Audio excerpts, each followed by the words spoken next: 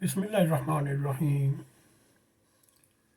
میرے عزیز ہم وطنوں، آپ سب کو N.a.q TV4 پر خوش آمدید۔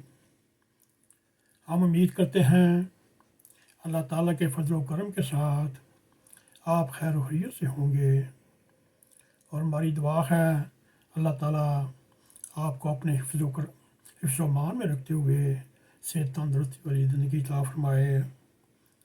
میرے عزیز دوستو، آج ہم جو موضوع چنا ہے،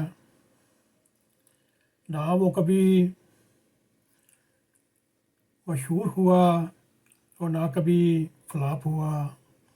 آج سے پہلے بھی 50 سال اقلیتیں غیر محفوظ کیوں کے عنوان سے اخبارات میں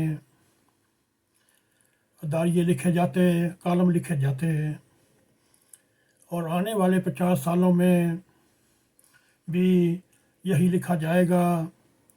پاکستان میں اقلیتیں غیر محفوظ، وہ اپنا تحفظ ڈھونڈنے کی کوشش کر رہے ہیں۔ میرے عزیز دوستو، اس وقت پاکستان میں ہم کہہ سکتے ہیں اقلیتی فرقوں کی صورتحال نہایت ہی نازک ہے، اور پاکستانی معاشرے میں عدم برداشت کا بڑھ جانا اس کی بڑی وجہ ہے، اور مذہبی عدم برداشت کو بھی 4 چاند لگ گیا۔ وہ ہر جذبے سے بڑھ کر پیدا ہوتا ہے، جیسا کہ پاکستان میں مذہبی اور سیاسی جماعتوں میں اور مذہبی جماعتوں میں نفرت کی ایسی پنیری بو رہے ہیں، جیسا آج سے 48 سال پہلے جنرل ضیاء نے یہ پنیری بوئی۔ آج ہم اس کی فصل بھی کاٹ رہے ہیں، اور آنے والے بچے جمہورے بھی وہ پیدا ہو رہے ہیں۔ میرے عزیز دوستو، اس معاشرے میں مذہبی عدم برداشت اور انتہا پسندی اپنے عروج پر ہے، اور جس طرح ہم آج کل کے دور میں سیاسی جماعتیں ایک دوسرے کو برداشت نہیں کر سکتی، اس کے برعکس 100% مذہبی جماعتیں معمولی الزام لگا کر انسانیت کی توہین اڑا دیتے ہیں۔ اس کو پتھروں سے مارا جاتا ہے یا ڈنڈوں سے مارا جاتا ہے۔ اس کی تازہ مثال ہم آپ کو سیالکوٹ میں دیتے ہیں، جہاں سری لنکن انجینئر یا مینیجر توہین رسالت کے الزام میں مار دیا گیا۔ میرے دوستو، وہ تو اردو جانتا ہی نہیں۔ یہ ٹوٹ پونجیے مذہبی رہنما آئے دن ایسے حالات بگاڑنے میں پیدا کرتے رہے۔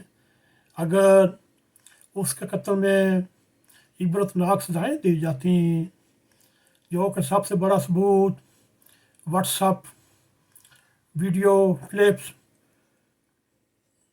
ٹویٹر، فیس بک میں سارا یہاں ہے۔ میرے عزیز دوستو، اب حال ہی میں واقع ہونے والا جو سانحہ گوجرانوالہ کے نام سے گنا جاتا ہے، اس میں دیکھیے یہ ایک نہایتی پلانوں کے تحت یہ واقعہ ہوا۔ میرے عزیز دوستو، اب پولیس نے پانچے لگا کے غیر مسلم بھائیوں کو یہ الزام اپنے سر پر لینے پر مجبور کر دیا۔ میرے عزیز دوستو، چاہے ہندو برادری ہو، اس کی نوجوان کم سن بیٹیاں اغوا کر لی جاتی ہیں، پھر کسی پیر کے ڈیرے سے برآمد ہوتی ہیں اور کسی نوجوان کے ساتھ اس کی شادی کرا دی جاتی ہے۔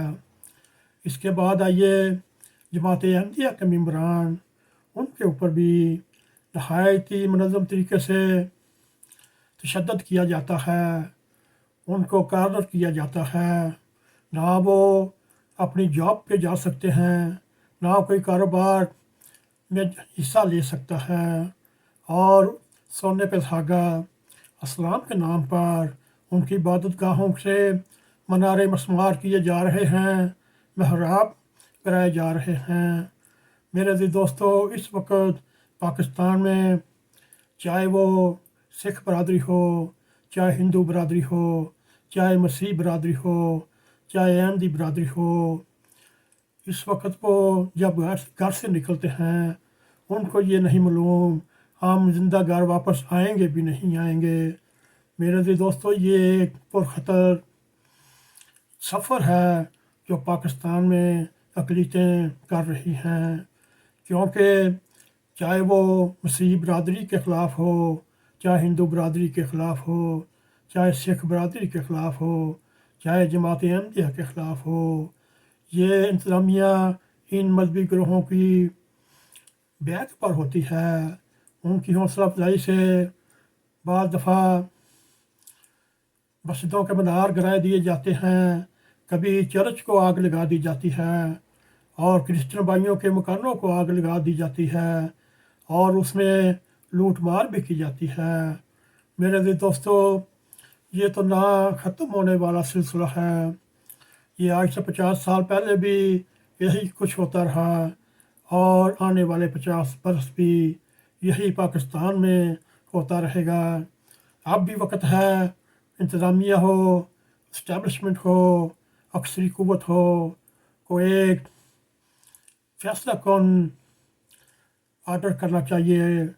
جب تک پاکستان میں مذہب اور سیاست کو علیحدہ نہیں کیا جاتا، اس وقت پاکستان میں ترقی نہیں ہو سکتی۔ یہ اب